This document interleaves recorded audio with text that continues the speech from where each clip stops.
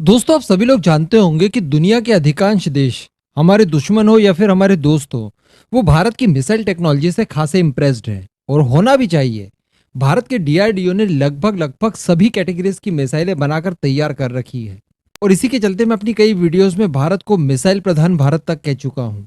यकीनन भारत की missile technology बहुत आगे है। रशिया के समकक्ष होने वाले हैं हम लोग बहुत ही जल्द।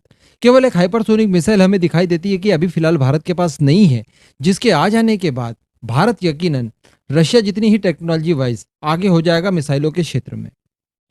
रेंज वगैरह थोड़ी बहुत कम ज़्यादा चलती है, कई सारी चीज़ों को ध्यान रखना पड़ता है, अदरवाइज हम लोग भी 20-20 हज़ार किलोमीटर की रेंज वाली मिसाइलें बना ले, कोई बहुत बड़ी बात नहीं है। कुल मिलाकर भारत के पास अच्छी खासी टेक्नोलॉजीज है मिसाइलों के फील्ड में। लेकिन दोस्तों, एक प्रतिष्ठित वेबसाइट द्वारा एक आकलन किया गया है कि क्या यकीनन जो दिखाई देता है वैसा ही है? क्या भारत के पास यकीनन सारी जरूरतों के हिसाब से मिसाइलें हैं भी? क्योंकि मैं आपको बता दूं कि 2014 में जो तत्कालिक डीआरडीओ के प्रमुख थे, अविनाश चंद्र सर, उन्होंने कहा था कि 2022 तक भारत पूरी तरह से मिसाइलों के क्षेत्र में आत्मनिर्भर बन जाएगा और लगभग लगभग तमाम हम लोग इंपोर्ट्स जो मिसाइलों को लेकर हमारे मित्र देशों से करते हैं वो हम लोग बंद कर देंगे। यानी ना तो किसी तरह की कोई क्रूज मिसाइल खरीदी जाएगी, ना ही बैलिस्टिक मिसाइल, ना ही ईयर टू ईयर मिसाइल, ना ही एंटी शिप मिसाइल एंड किसी भी तरह की मिसाइल हम लोग बाहर से प्रिक्योर नहीं करेंगे। तो आज इसी चीज को देखते हैं कि क्या एक्चुअली हम लोग इतने आत्मनिर्भर हो पाए हैं। 2022 क्योंकि आ चुका है, वैसे अभी शुरुआत ही हुई है, लेकिन फिर भी अभी तक उनके दावे के हिसाब से हमें आत्मनिर्भर हो जाना चाहिए था। तो देखिए दोस्तों, वेबसाइट के द्वारा भी कहा गया है कि बैलिस्टिक मिसाइल के क्षेत्र में हम लोग काफी हद तक आत्मनिर्भर हो चुके हैं। एटलीस्ट हमें बाहर से किसी भी तरह की बैलिस्टिक मिसाइल खरीदनी तो नहीं पड़ती, ये बात की गारंटी है बराबर। लेकिन फिर भी अभी देखा जाए तो हमारी रॉकेट फोर्स के लिए जो ज्यादा जरूरी मिसाइलें हैं उनका मैन्युफैक्चरिंग अभी तक हम लोगों ने शुरू नहीं किया है, यानी उन्हें मास प्रोडक्शन में नहीं उतारा गया है, जिसमें अग्नि प्राइम भी आती है, साथ ही साथ प्रलय आती है, प्रनाश आती है। इन्हें अभी हमने बड़ी मात्रा में मैन्युफैक्चरिंग करनी शुरू नहीं की है। इसी के साथ साथ K5 की बात की जाए तो उसका डेवलपमेंटल परीक्षण तक अभी बाकी है। वो बन गई है, टेस्टिंग के लिए भी सारी व्यवस्थाएं डीआरडीओ ने कर रखी है, लेकिन अभी तक के गवर्नमेंट की तरफ से पॉलिटिकल क्लियरेंस उसे नहीं मिला है। तो कहा जा सकता है कि बैलिस्टिक मिसाइल्स के फील्ड में हम लोग पहले भी बहुत आगे थे, आज भी बहुत आगे हैं, लेकिन फिर भी हमारी रिक्वायरमेंट्स अभी कहीं ना कहीं अधूरी है।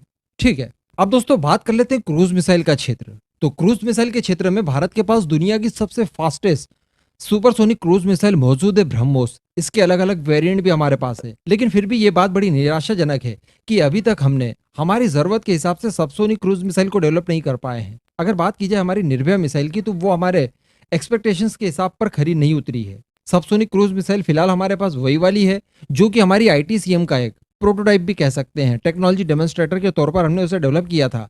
लेकिन फिर भी उसमें कई सारी प्रॉब्लम्स हैं, उसका भी मास प्रोडक्शन अभी तक शुरू नहीं हुआ है।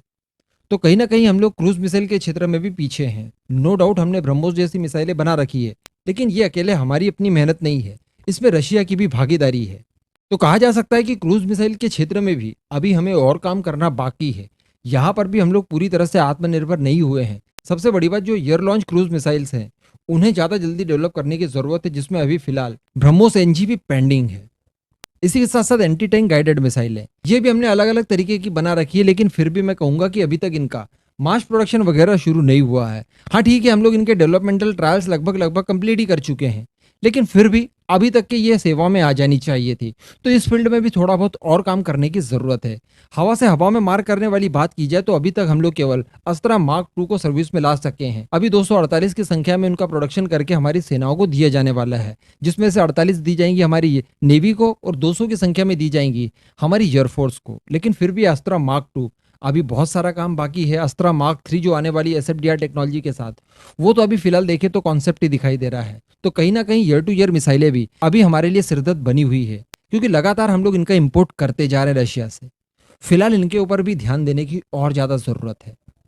इसी के साथ साथ एयर लॉन्च की ही बात की जाए तो जो हमारी एंटी रेडिएशन मिसाइल्स हैं, यानी रुद्रम मिसाइल्स, उनके ऊपर भी अभी भारी भरकम काम करना बाकी है। अभी जो रुद्रम 2 है उसका तो परीक्षण भी बाकी है। साथ ही साथ जो हमारी रुद्रम 1 है वो भी फिलहाल सेवा में नहीं आई है। तो इस फील्ड में भी काम करने की जरूरत है। बात कर लीजिए सैम की, surface to air missile systems, तो इसमें भी दोस्तों यकीन मानिए कि हम लोग बहुत पिछड़े हुए हैं। VLSRSAM की बात की जाए या फिर QRSRSAM की बात की जाए या फिर इसके अतिरिक्त आकाश एनजी की बात की जाए, इन्हें अभी मास प्रोडक्शन में नहीं उतारा गया है। वैसे मैं आपको बता दूं कि आज ही QRSAM को लेकर भारत सरकार की तरफ से डिक्लेयर किया गया है कि अब हम लोग कहीं से भी इन्हें इंपोर्ट नहीं करेंगे। यानी अब इन्हें हम लोग घर पर ही डेवलप करेंगे। लेकिन फिर भी फिलहाल की स्थिति देखी जाए तो इनके किसी के भी मास प्रोडक्शन शुरू नहीं हुए हैं। इसी के साथ साथ जो S-400 की रेंज जैसे या फिर उसी के जितने ताकतवर सेम जो हमारे पास हैं XRs हैं, इनका भी विकास कार्य अभी तक बाकी है। तो कहा जा सकता है कि S-400 के बाद में हमें S-500 की रिक्वायरमेंट महसूस हो रही है। कुल मिलाकर हम लोगों ने अभी तक XR-SAM को कंप्लीट कर लेना चाहिए था। तो ये कुछ स्थिति है भारत के मिसाइल प्रोग्राम्स को लेकर। हम लोगों ने नो डाउट बहुत प्रगति की है, बहुत ज्यादा प्रगति की है, और आने वाले कुछ ही समय में, जी हाँ, बिल्कुल कम से कम समय में हम लोग इन सारी मिसाइलों को लेकर एकदम आत्मनिर्भर बन जाएंगे।